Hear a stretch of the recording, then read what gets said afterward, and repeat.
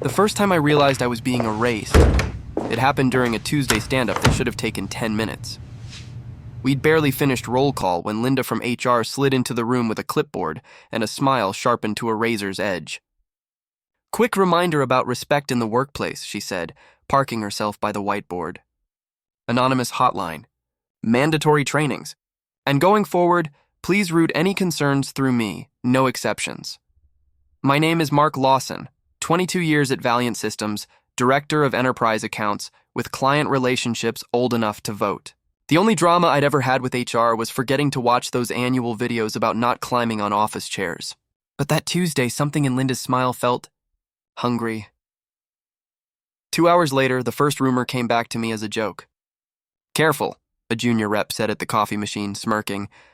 "Don't get Lawsoned." I smiled like I understood. Then I didn't.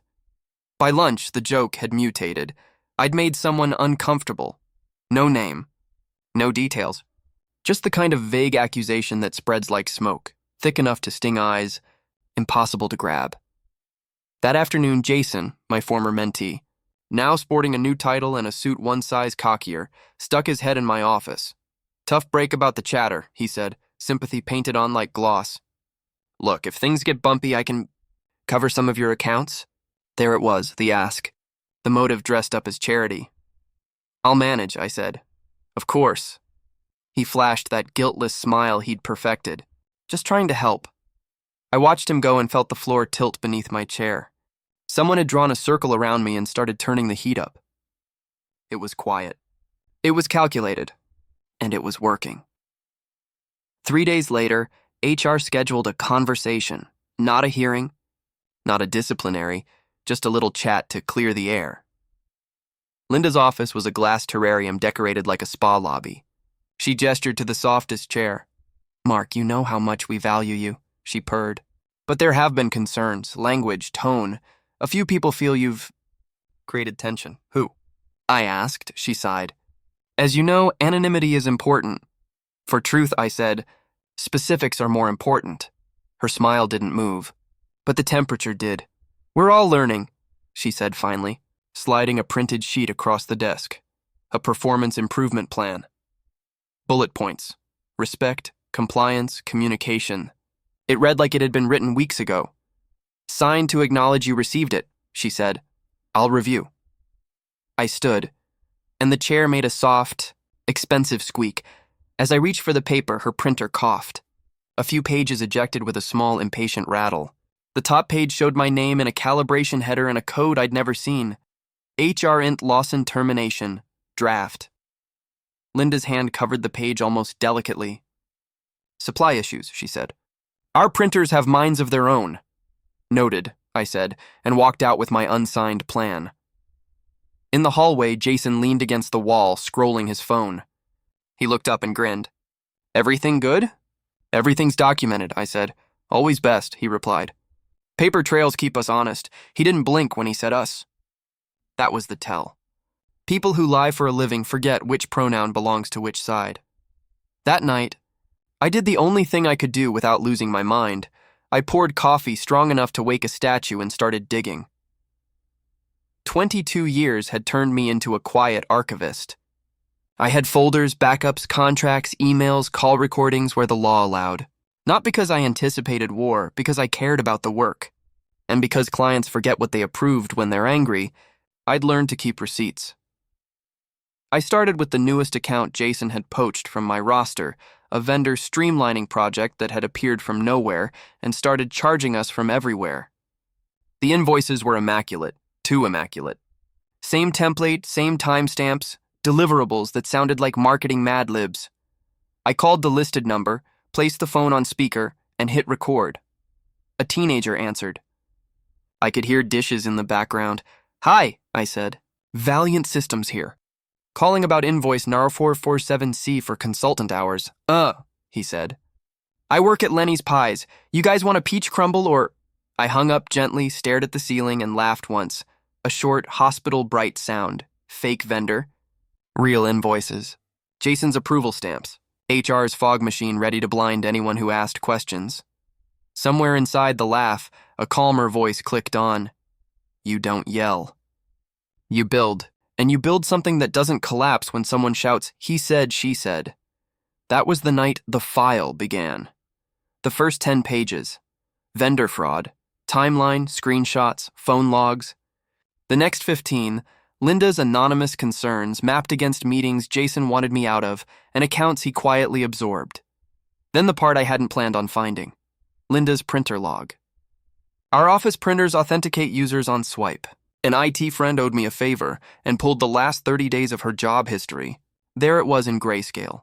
A cluster of prints titled Lawson R. Action, Draft and Termination Script, time-stamped days before my first chat.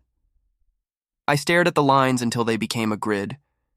Then I saved everything 3 ways: encrypted cloud, hardware drive in my safe, and a couriered copy to my cousin Jacob, a labor attorney with a memory like a courtroom stenographer. At midnight, I wrote 2 words at the top of my notebook: control narrative, because that was the war. Not truth, not policy, narrative. I wasn't going to survive by being innocent. I would survive by making innocence undeniable. On Saturday, my 16-year-old daughter Emily stood on our porch with a backpack bigger than her future. She's a skeptic by birthright, my cheekbones, her mother's eyebrows, and a brain that overturns every rock just to see what wriggles. "Dad," she said, once I'd burned the burgers just enough. "Is it true? People online said your HR is cleaning house." People online. God bless the internet, gently and from a distance. "Sometimes," I said, "people lie to protect themselves. Did you?" "No." My voice came out steadier than I felt. "Not now. Not ever." She studied my face with a seriousness I usually only saw when she dissected physics problems. "Okay," she said finally. "Then get mean." "I don't do mean." "Then get cleaner than them." I laughed, and it sounded human again. "Deal." I met Jacob for lunch at a steakhouse with a carpet designed to hide secrets and spills. He scrolled through my USB like a surgeon reviewing scans. "Jesus," he said softly. "They're not just pushing you out. They're laundering fraud through HR's moral authority. And they think harassment is a magic word," I said. "No one asks for receipts when they hear it." He slid the USB back. "I can file a preservation notice Monday. If they delete anything after that, it's obstruction." "Not yet," I said. "I want them overconfident. I want them sloppy." He raised an eyebrow. "You're playing chess." "I've been playing chess for 22 years. They just noticed the board. HR called it a hearing, but it looked like a stage play about fairness. Long oak table, board observers at the wall, company counsel with his gold watch weighted like a gavel. Linda sat at one end, lips arranged in professional disappointment. Jason reclined at her flank, exuding magnanimity. I sat alone at the other end. The accused. The veteran. The man already written off in other people's heads. The attorney started with a tone designed to sound neutral and land like a verdict. 3 reports, he said. Inappropriate comments, hostility, a pattern. Dates? I asked. He smiled. We're protecting anonymity. Anonymity protects truth from retaliation, I said, or it protects lies from scrutiny. Which do you believe we have here? Linda leaned toward the mic. Mark, denial won't help. The company takes integrity seriously. I placed a small recorder on the table and pressed play. Linda's voice filled the room, not composed, not polished. Caught. Jason, don't worry. Once we pin Lawson with the harassment claim, the path is wide open. Nobody questions HR. If oxygen had weight, it gained 20 pounds in that second. That, I said, stopping the recording, was 3 weeks ago. Same day your printer produced termination draft.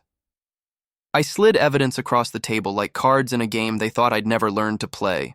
Vendor invoices approved by Jason to a pie shop's phone line. Expense reports Linda rubber-stamped. Printer logs. One of the board observers, a woman named Reynolds with eyes like polished steel, finally spoke. Do you have corroboration? Signed and notarized, I said, and laid Teresa's statement on the table. She'll testify under oath. Silence carries a personality. This one carried shock and a thin line of fear. The attorney collected his papers as if they'd burned his fingers. Reynolds stood. This proceeding is suspended. Effective immediately, an investigation into Ms. Carver and Mr. Hale begins. Mr. Lawson's case is stayed, Jason hissed as I passed him. It isn't over. No, I said. For you, it's just beginning. The next morning, Reynolds called me upstairs. The room was different now. Less theater, more triage. Department heads, legal, 2 board members. She invited me to sit near the head of the table. The board is concerned, she said. Not just about what happened to you, but how easily it was possible. Then change the rules, I said. Sunlight, oversight. No more secret tribunals. I laid out 3 conditions. Speaking calmly like I was reviewing a QBR board-level oversight for disciplinary actions against senior staff. Financial compliance separated from HR. Reporting directly to the board. 0 retaliation for whistleblowers, with documented channels and real teeth. Reynolds nodded after each, writing fast. Agreed. By afternoon, an email hit the company. Interim Compliance and Integrity Council, chaired by me, reporting to the board. No fanfare. No corner office. I moved my desk to the center of the floor, glass walls on 3 sides, nowhere to hide. The symbol mattered. Truth shouldn't need doors. People stopped by. Some apologized. Some didn't know how. I didn't punish anyone for being human in a storm. But I made one thing clear. The rules are new. We don't whisper power anymore. We write it down. The summons arrived a week later. Mandatory town hall, 10 Saturday a.m. The whole auditorium, cameras, comms team. This was not a memo moment.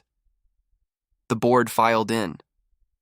And behind them, Linda and Jason. 100 conversations died mid-word. Reynolds opened with careful phrasing about turbulence. Linda stepped up in a blazer that could have repelled rain and truth. Smears have been attempted, she said sweetly. Today we'll put them to rest. Jason leaned toward the mic. The truth always comes out. I walked to the stage and handed the attorney a flash drive. This, I said into the mic, is the missing piece. The screen lit with spreadsheets, money trails to shell companies, timestamps, approval stamps. Not glitches. Architecture. Then audio. Linda, unvarnished. Make him look dangerous. Nobody questions HR when the issue is harassment. Once he's out, we move our people into his accounts. The auditorium breathed in and forgot how to breathe out. I invited Teresa to the mic. She walked in with 2 state compliance officers whose badges caught every light in the room. My name is Teresa Alvarez, she said, voice shaking, then steady. I watched this. I was afraid. Mr. Lawson told me the truth only works if someone says it out loud. I'm saying it now, Jason stood. Lies! A compliance officer stepped forward. Mr. Hale, sit down. Your accounts have been subpoenaed. The screen changed to an email from Linda's account. Delete the original contracts. Replace with revised versions. Lawson won't know until it's too late. You could feel the crowd's stomach drop. Reynolds didn't pause. Effective immediately, Ms. Carver and Mr. Hale are terminated pending criminal investigation. Security moved. Not dramatic. Final. No one cheered. The sound was something else. Relief untying its knots in hundreds of throats at once. Reynolds turned back to the mic. The review found no evidence supporting allegations against Mr. Lawson. In fact, he was the target of a coordinated attempt to discredit him. Starting today, he is appointed Director of Integrity and Compliance, reporting directly to the board. I didn't bow. I didn't smile. I just nodded once and returned to my seat. Winning isn't always loud. The office changed its weather. People walked differently, laughed without flinching. The ghost of fear, how it makes your shoulders fold, how it makes you agree with what you hate, began to fade. Teresa moved into a leadership role with written whistleblower protections that meant something. Darlene, my colleague of 20 years, returned to my side with a quiet apology and an extra coffee I didn't ask for. We built a public ledger of policy changes. We opened anonymous reporting to a third party with contractual protections. We separated money from morality in the org chart, so fraud couldn't hide behind virtue. I refused the corner office. I took the glass box in the middle. I wanted visibility to be the default, not the concession. At home, I got there while the sun still touched the porch. My son, Daniel, tossed me a baseball. You're early, he said, surprised. New job, I said. New hours. My wife, Anna, stepped out with lemonade and a look on her face I hadn't seen in months, unworried. It's over? She asked. Not over, I said. Better. On a Friday night when the building exhaled, I packed the last evidence box. At the bottom of a drawer, I found my leather notebook, the first page dated 19 years ago, corners bent from being opened in rooms where I wasn't always wanted. On page 1, younger handwriting had scrawled, "Always write the truth." Even if no one listens, I smiled. Back then it felt like a motto. Now it felt like a map. The next town hall wasn't crisis. It was reconstruction. The room hummed with something I recognized from the old days when we were scrappy and honest. Want. When Reynolds introduced me, short, factual, the applause didn't sound performative. It sounded relieved. I stepped to the mic and didn't clear my throat. "I'm not here to talk about revenge," I said. "Because revenge isn't the point. Justice is, safety is. Trust is." I held up the notebook. "This is 22 years of lessons. The most important one? The truth always finds daylight. You can delay it with lies, drown it in rumor, hide it in tribunals, but daylight gets in. If we build a workplace where daylight is the default, we don't need heroes. We just need adults." Silence fell, the good kind. Then the room stood.